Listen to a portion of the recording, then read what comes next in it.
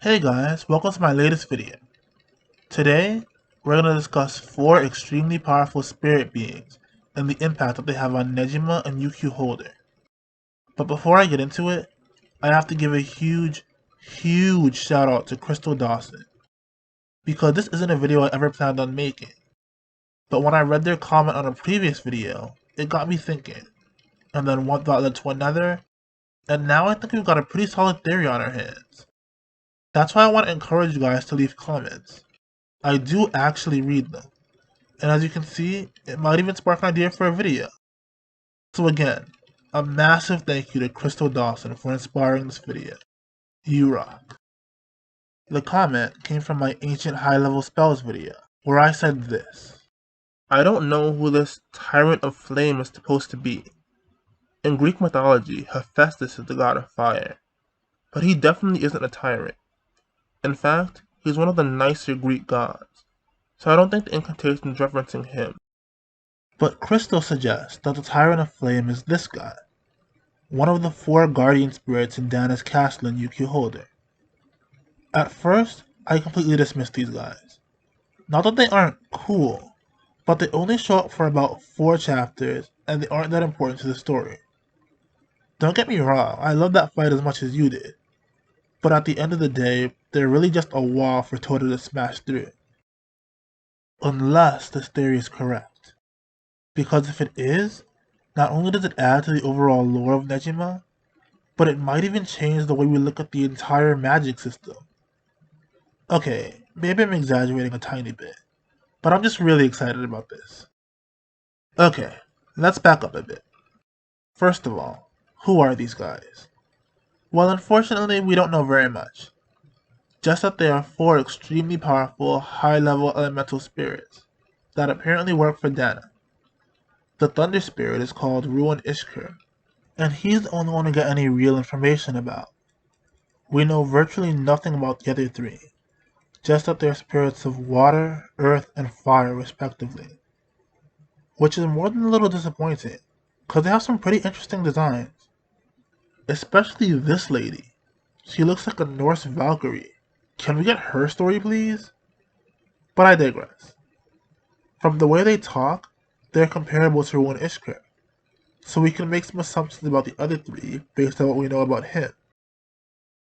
First of all, he's incredibly strong as Neji in his prime, in large part because he had the same ability.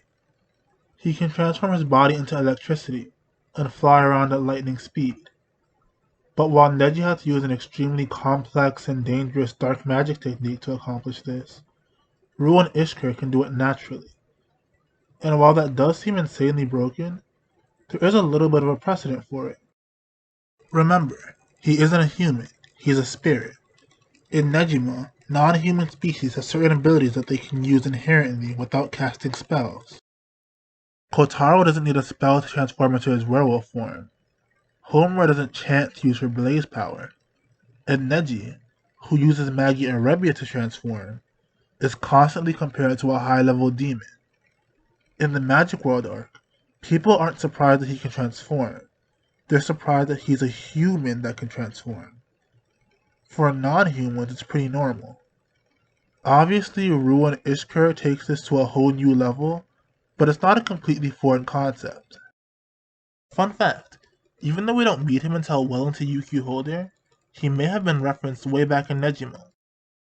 Remember when Rakan said he once fought a high-level thunder spirit that could use the same lightning shundo as Neji? Well, it was probably Ruin Ishkur. He even said that he lost to a human once. Sure, he doesn't say his name, but if it wasn't Rakan, I want to know who else is strong enough to beat this god, and why we haven't heard about him before now. Anyway, even though we could use Raisoko Shundo whenever he wants, what's most interesting to me is that he can also fire off high-level lightning spells just as easily, including the 1,000 Thunderbolts.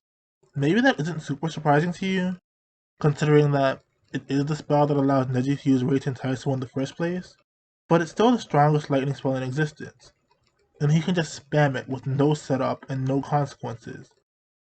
Although we don't see the other 3 fight at all, I think we can safely assume that they can naturally use Cosmic Catastrophe, Tearing Earth, and Burning Sky, respectively. Granted, they do admit that Ruin Ishkur is stronger than them, but I don't think that's evidence that they don't have the same kind of power. He might just have more fighting experience than they do. Or they could just mean that they're all around the same level, but he's just harder to deal with because of his speed and invulnerability. Either way, I'm positive these guys have the same relationship with their respective elements that Ruin Ishkur does with lightning. And Dana apparently has all four of them at her beck and call. Yeah, I kinda glossed over that. But this just makes her even more hacks OP than she already was. These are just her doormen. It would be one thing if they were like forced to band together to save the world or something, but this was just a graduation test for her students, and their opponents were practically gods. It's like finding out that Bruce Lee owned a pet lion. Or actually, 4 pet lions. Come on, man, how much more cool stuff do you need? But back to Krystal's comment. Is this guy the Tyrant of Flame? My first thought was absolutely not, because I was convinced that it had to be someone from Greek mythology. But think about it. If these incredibly powerful spirit creatures were wandering around the Negima world for 1,000 years, why wouldn't people reference them? I think the only thing that was stopping me from getting all the way on board with this theory is that if the spell is referencing him, then he would have to be older than the development of the spell, right? But if he's using the spell, doesn't that mean that the spell came first? And then I went back and reread the chapters, just to double check. But I was actually really surprised at what I found. Look at what Kuramaru says about Ruin Ishkur's ability. Calipula Strapin, the most powerful lightning spell in existence. And it originally came from this creature. I'm sorry, originally came from? Look, Akamatsu, I don't want to tell you how to do your job, but you do realize that when you word something as vague as that, you're just asking for guys like me to come in and fill in our own headcanons, right? Because we can interpret this a couple of different ways. It could be that Ruin Ishkur created the spell, the same way any mage would, and then taught it to humans thousands of years ago. But I don't think that's the case. First of all, why would he create such a long incantation? He doesn't need one. And then, why would he teach it to humans? How would that benefit him at all? I think it's much more likely that Ruin Ishkur and his friends were born with the innate power to control the elements, and humans just figured out how to imitate it. Like in Fairy Tale, how Dragon Slayer magic lets you imitate a dragon's natural power. Or in Avatar, how people learn to bend the elements from animals. Or in real life, how we just stared at birds for thousands of years until we figured out how to make planes. If this is true, it makes so much sense. Not only does it explain who the Tyrant of Flame is, which again, I had no idea about, but it also explains the Queen of Ice too. There is an ice goddess in Greek mythology. Her name is Chione, but she's actually pretty weak. Greece is very tropical, so it's pretty warm all year round. They probably hardly ever saw snow. So Chione is a very minor goddess, not even close to the level of Zeus or Hades. So it seems really weird that one of the strongest spells in existence would be based on her. But it's not. The Queen of Ice isn't Chione, it's this lady. Even if you disagree with everything else I say in this video, I at least feel pretty confident in that.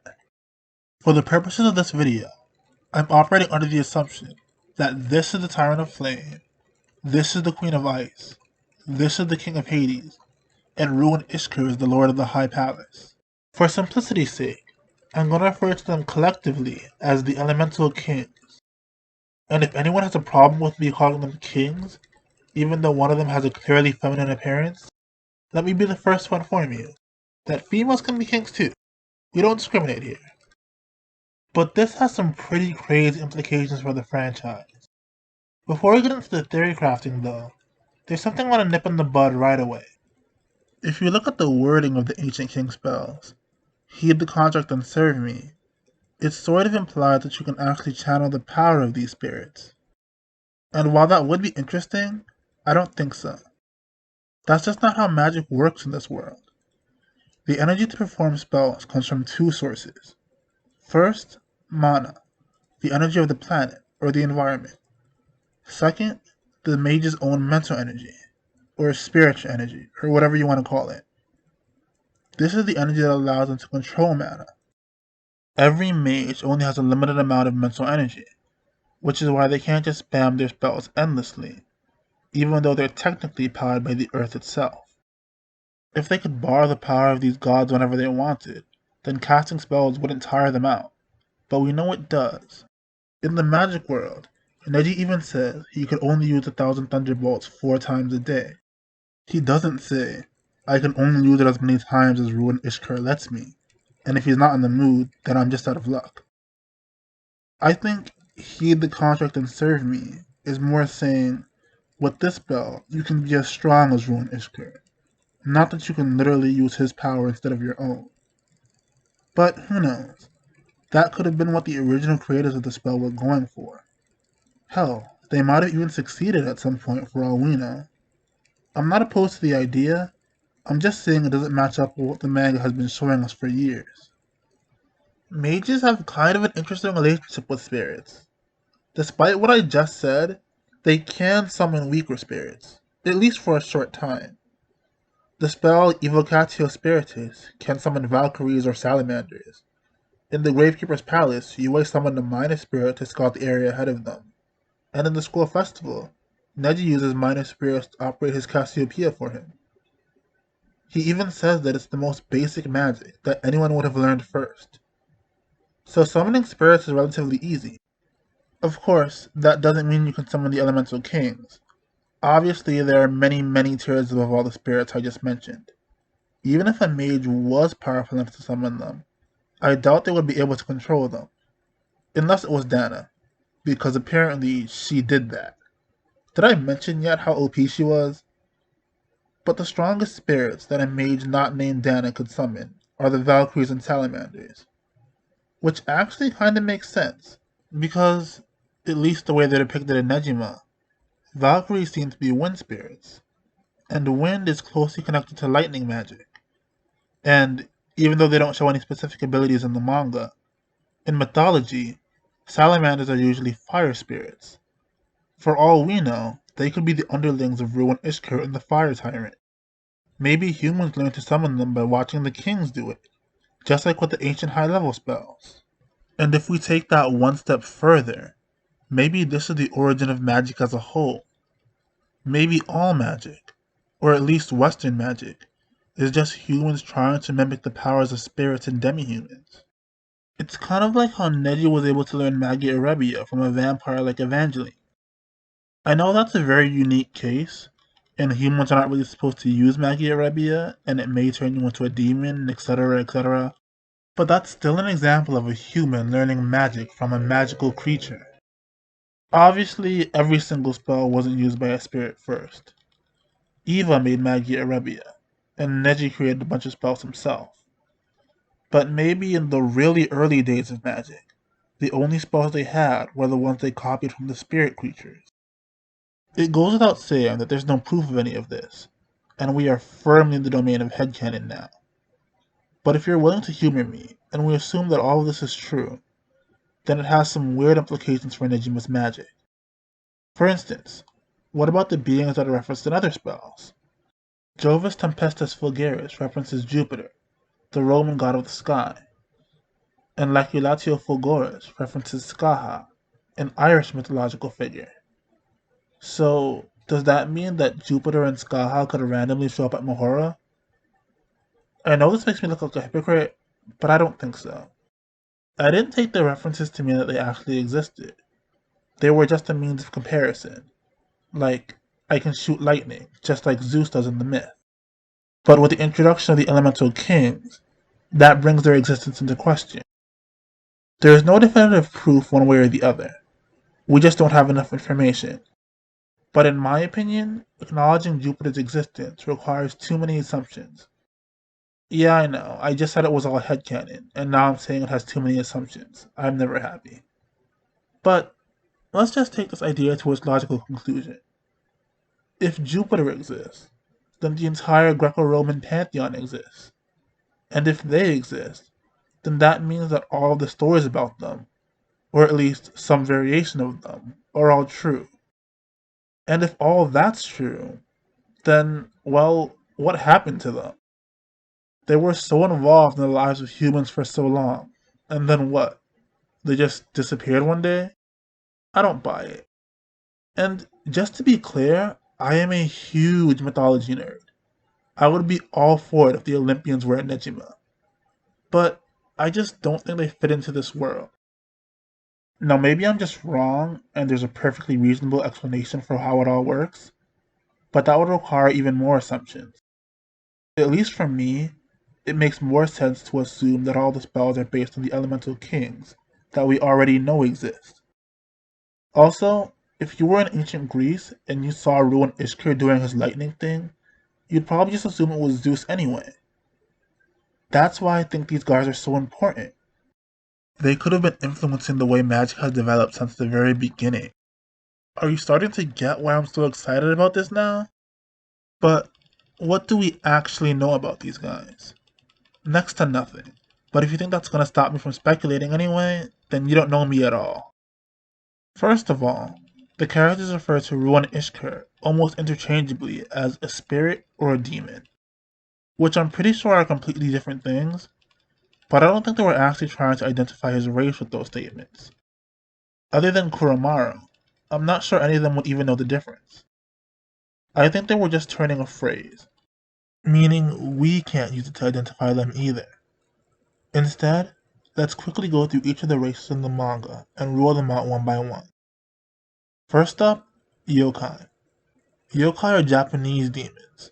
These guys don't really resemble any yokai that I'm familiar with, and yokai seems to be restricted to the Kansai region of Japan, at least for the most part.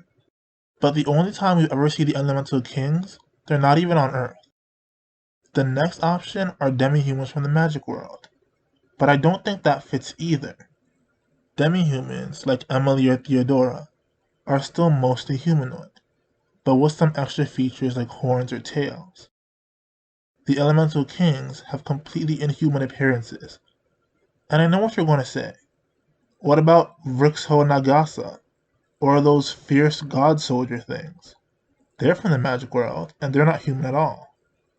Well, hold that thought for about 30 seconds, because that brings me to the final option for their race, demons. Demons have decidedly non-human appearances, and they are explicitly not from the magic world. They actually come from the demon realm, and while they don't look exactly the same, the elemental kings resemble them way more than yokai or demi-humans. And maybe it's just Akamatsu's art style, but you could say the same thing for the god soldiers, Vrixo Nagasa, and even Ryuman Sukuna no Kami. I can't prove it, but I think there's a good chance that they all originally came from the demon realm. Sure, I guess it's just as likely they originated from the magic world, but the people of the magic world seem too human to me, both in terms of their appearance and their culture. It would make much more sense to me if all of these non-human creatures were from the demon realm. Also, I feel I should mention I'm using the terms demon and demon realm just because that's what the characters say. They're not literally evil or demonic or anything like that. Some of them are actually quite nice, only working as bounty hunters to send money to his ailing mother. I think this is just propaganda. People literally call them the evil race. But there isn't anything inherently evil about them. The so-called demon plane is just the world on the alternate plane of Venus, just like how the magic world is on the alternate plane of Mars. Honestly, there's a whole lot of really interesting info about demons and inverse Venus if you look for it. But I don't want to derail this whole discussion to talk about it, because that could easily fill up a whole video on its own. The bottom line is, I think the elemental kings are from inverse Venus. It just makes too much sense for them not to be. Not only their looks, but it also explains why they are so elusive. Ruin Ishkur has only been sighted 3 times in the past 200 years. That's another reason why I don't think they could be from Earth or the magic world. If they were around for so long, more people would definitely be aware of them. But if they live in an alternate plane of existence that people don't really have access to, then if they ever did come to the human world for whatever reason, they would be these super mysterious, almost mythical figures to us. Unfortunately, we don't know much more about them. If you want to take the incantations literally, then they were all rulers of some kind. And apparently the fire guy was kind of a jerk, because they call him a tyrant. Which seems a little harsh. I mean, he does say that they should all attack at once, but I don't know if that makes him a tyrant. Though I guess we never do see how he treats his subjects. Speaking of which, I assume that his subjects are salamanders, and that Ruin Ishkur rules over Valkyries. It might not be that exclusive, I'm just grouping them together because that's the appropriate type of spirit. That being said, even though I think they're related, I do not think that Ruin Ishkur is a Valkyrie, or that the Tyrant of Flame is a salamander. Because, well, look at them. You can see that they're not the same, and also, they're just too powerful. The way Koromaru talks about Ruin Ishkur, these guys are head and shoulders, and knees and toes above every other spirit.